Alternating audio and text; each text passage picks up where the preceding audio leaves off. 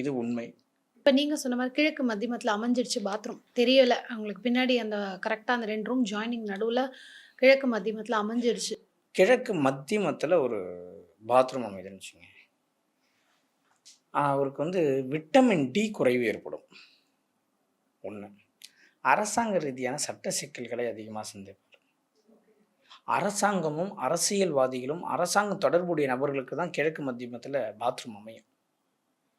உடல் நோயை கொடுக்கும், ஆரோக்கியத்தை குறைக்கும், குலதெய்வ அனுகிரகத்தில் பாதிப்பை ஏற்படுத்தும், பேர் புகழை கொடுக்குற மாரி கொடுத்து டேமேஜ் பண்ணுறதுக்கு வாய்ப்பு இருக்குது.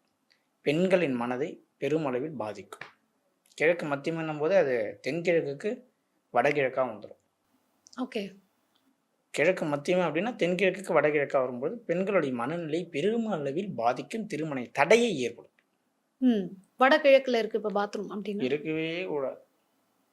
செகண்ட் பாத்ரூம் கடனாயே லோன்ல இருந்து வீடை ஜப்தி பண்ணி போயிடுவான்.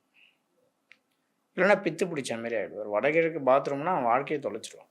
யூஸ் பண்றோமோ இல்லையோ அங்க இருந்தாலே இந்த பிரச்சனை. யூஸ் பண்ணா என்ன, யூஸ் பண்ணலன்னா என்ன, முடிஞ்சிச்சு, கதை முடிஞ்சிச்சு. அவர் வாழ்க்கையே ஒரு சகாப்தமே முடிச்சிடும். வடகிழக்குல பாத்ரூம்.